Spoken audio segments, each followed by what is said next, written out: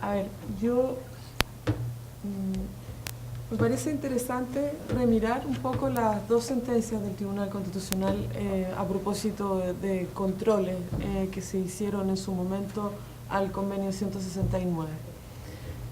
La primera de la 309, que es del año 2000, y la siguiente, la 1050, que es del año 2009. Son bien interesantes ambas sentencias y responden también a dos momentos distintos. Hay que considerar que en Chile tardó 17 años el Congreso discutiendo sobre la aprobación del convenio 169, con lo cual no fue fácil llegar a un acuerdo en esta materia. En cuanto a las sentencias del Tribunal Constitucional, yo diría que especialmente la ROL 309 es una de esas sentencias particulares, primero porque es una sentencia interpretativa, es una sentencia donde el Tribunal Constitucional define dos nociones, una que estábamos tratando recién, que es consulta previa, y otra noción que es fundamental a la hora de abordar la cuestión de los pueblos indígenas, que es el concepto pueblo. ¿Qué es pueblo indígena? Entonces, yo quería como recuperar un poco estas dos sentencias, especialmente esta parte de la sentencia donde el Tribunal Constitucional modela, interpreta qué es lo que va a entender por el concepto pueblo. En mi opinión, en los dos casos, concepto pueblo y el alcance de la consulta, en la reflexión del tribunal va en la dirección de construir una interpretación que sea acorde con la Constitución y especialmente una interpretación conforme, utiliza este criterio de la presunción de constitucionalidad y va a buscar una interpretación que sea acorde con la propia Constitución, en mi opinión, rebajando el contenido de las definiciones, de ambas definiciones, y de una manera extraña porque no considera, por ejemplo, toda la definición de pueblo que se hace en el artículo primero cuando se habla de a quién se aplica este convenio 169. Bueno, el tribunal dice, en el concepto pueblo, dice que todos los puestos, y especialmente en los propios términos del 169, es suficiente para que este tribunal llegue a la íntima convicción de que la expresión pueblos indígenas debe ser considerada en el ámbito de dicho tratado como un conjunto de personas o grupo de personas de un país que poseen en común características culturales propias, que no se encuentran dotadas de potestades públicas y que tienen y tendrán derecho a participar y ser consultadas en materias que les conciernen con estricta sujeción a la ley suprema del respectivo Estado, etc. Ellos, y recalca, ellos no constituyen un ente colectivo autónomo entre los individuos y el Estado. Es particular porque el convenio 169, además de encontrar, de hacer referencia a estos elementos comunes, de estas condiciones culturales, sociales, económicas que les distinguen y a sus propias costumbres, también habla de la conciencia de su identidad indígena o tribal deberá considerarse como un criterio fundamental para determinar los grupos a los que se aplican las disposiciones del presente convenio. Entonces, esto es lo primero, en verdad, esta cuestión de la identidad, y esto no es secundario. Hay un estudio de una educadora que trabaja los temas de interculturalidad y educación bilingüe, y un informe del año 92, ella alude a un censo del año 92 que sostiene que la población mapuche casi en un 50% vive en Santiago. Entonces, esta identidad cultural, costumbres, tradiciones, desde luego, tienen unos contenidos distintos en el mapuche urbano, y además que es un fenómeno de migración que afecta a muchos pueblos,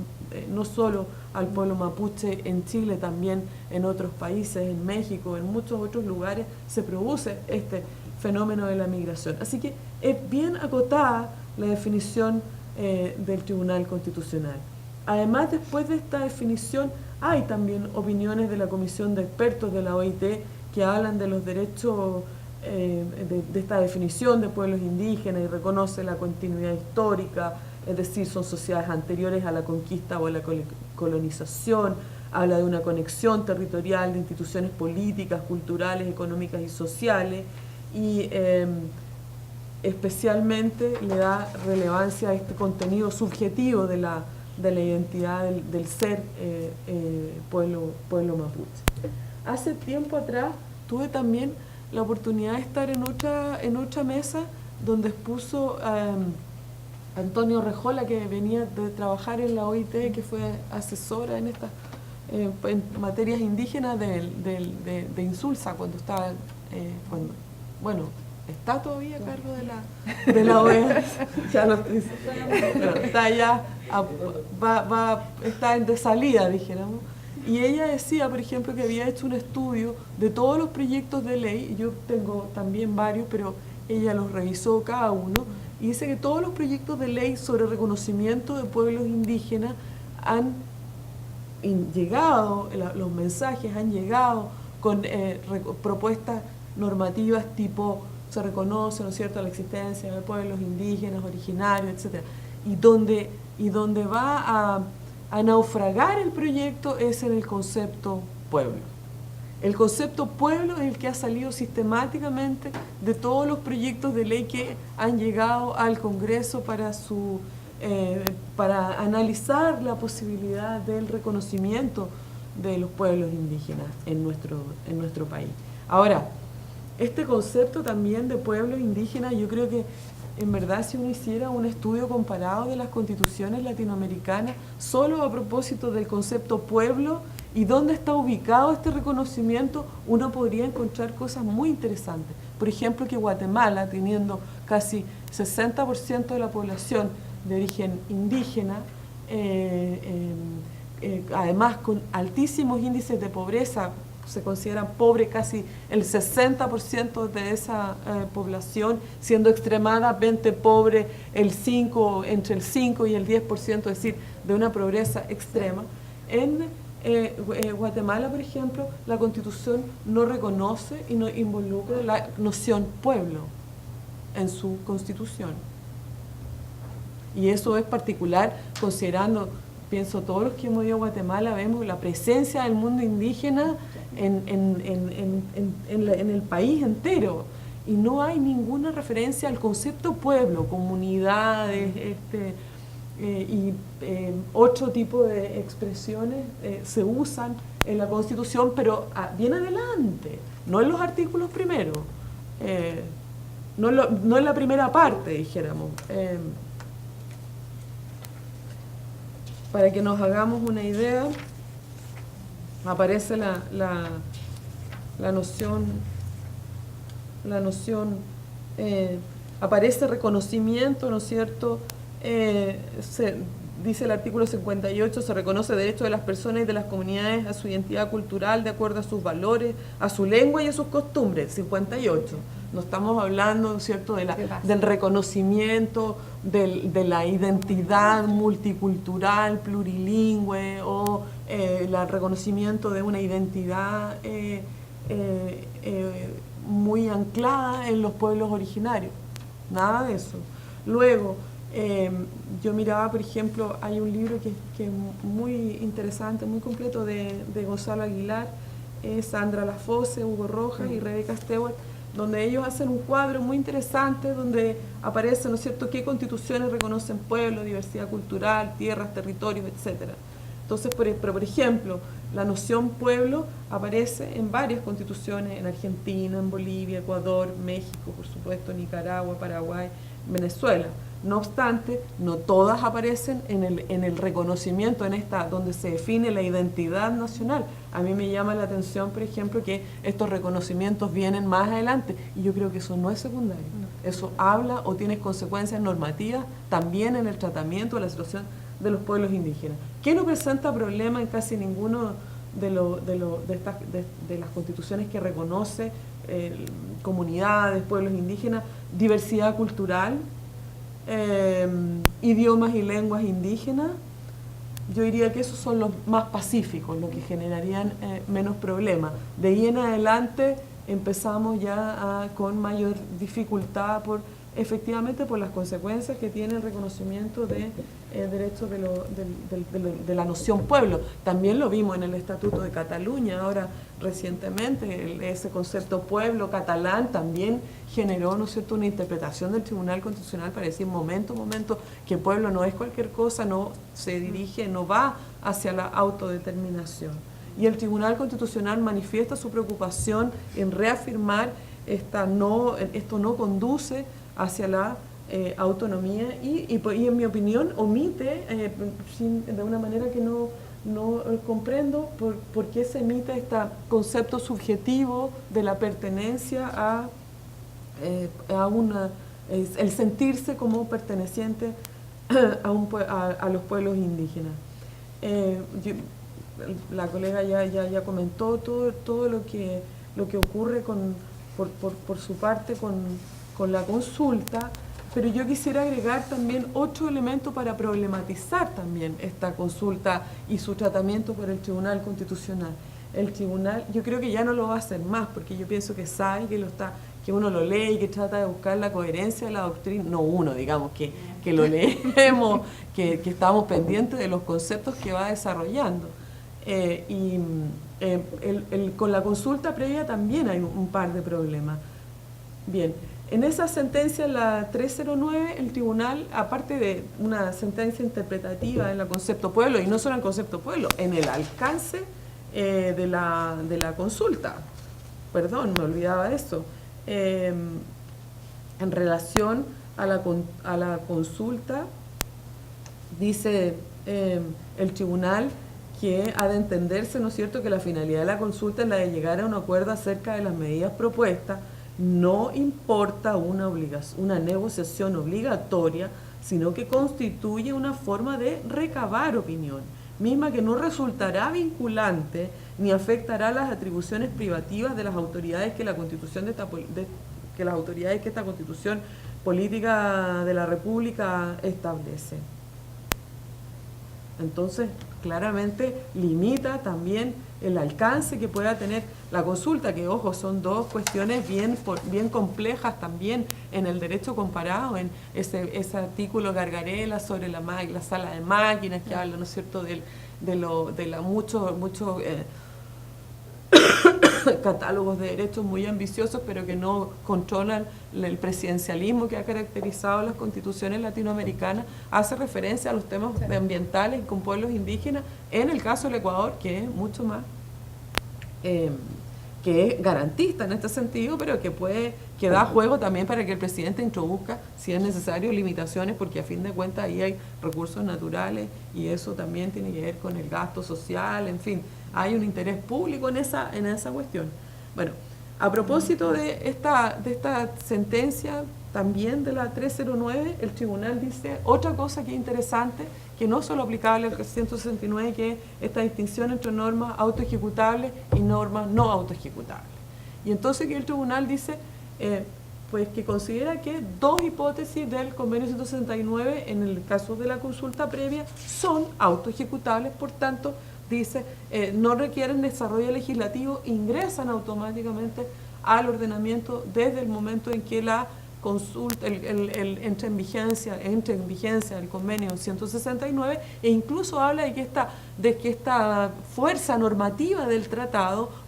se entiende que reforma la ley orgánica del Congreso, introduciendo un nuevo trámite en los procesos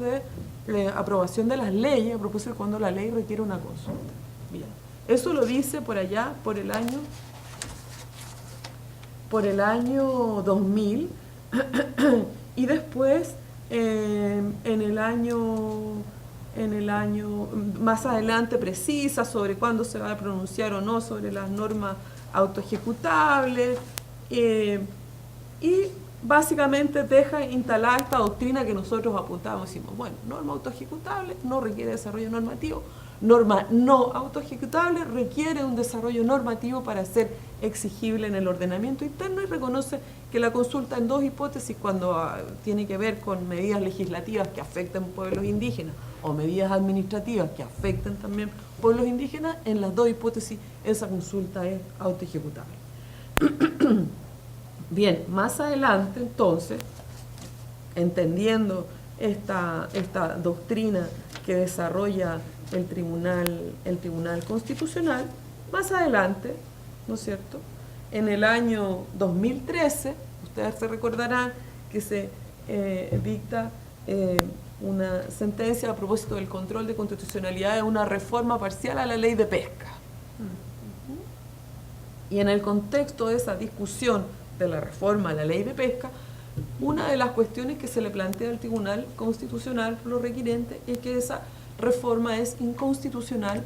porque no contempló la consulta a los pueblos indígenas, y hay comunidades indígenas que viven en el borde costero y viven de la pesca, y por tanto su medio, su hábitat se va a ver afectado por esta reforma a la ley. Y el Tribunal Constitucional ahí dice que en verdad, a propósito de su tesis de las normas autoejecutables, aquí retrae nuevamente y contiene más el efecto de esa consulta y dice que consecuentemente, dice, la autoejecutabilidad de un tratado internacional no obsta a su desarrollo legislativo del mismo, sino que por el contrario lo impele. Es el legislador quien debe definir las autoridades u organismos representativos de las etnias originarias con derecho a participar en la consulta. Ya estaba el 124, pero no habla del legislador, no habla de un decreto, no habla de un poder, una potestad reglamentaria, no, habla del legislador. La oportunidad y forma de participación en los procesos legislativos pertinentes de modo libre, informado y no coaccionado, además de fijar su procedimiento, ¿no es cierto?, debe hacerlo el legislador, y solo, dice el tribunal, en esas condiciones este tribunal estará en situación de controlar si efectivamente se han creado las condiciones de participación igualitarias para todos los pueblos indígenas. Y con esto, entonces, una norma autoejecutable, lo que viene a decir el tribunal es que en verdad es una exhortación, una recomendación, más que una recomendación, bueno, un claro mensaje al legislador para que regule, para que dicte las normas. Lo interesante de estas cosas es que las doctrinas se siguen, se desarrollan, y después de esta sentencia, por ejemplo, en el año 2010, Corte de Apelaciones de Temuco, en una protección por omisión del trámite de consulta y otras omisiones constitucionales, otras vulneraciones de derechos, dice la Corte de Apelaciones de Temuco que en el sentido anterior, tanto recurrente como recurrido están contestes en la cita de las sentencias dictadas por el Tribunal Constitucional en los roles 309 y 1050 de 2008, en cuanto a que el convenio 169 citado tiene normas autoejecutables o de aplicación directa, es decir, aquellas que en su contenido o precisión pueden ser aplicadas de forma inmediata en un órgano interno, como lo son los antes citados artículos del convenio, y vuelve, ¿no es cierto?, al sexto número 1 y al séptimo.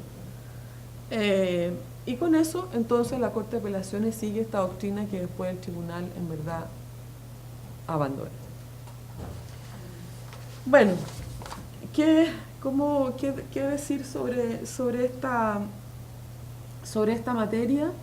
Que en mi opinión todavía sigue habiendo aquí una nebulosa en cuanto a la consulta, en cuanto a cuándo se aplica, cuáles son sus efectos concretos, qué tipo de proyectos se consultan, es vinculante, no es vinculante.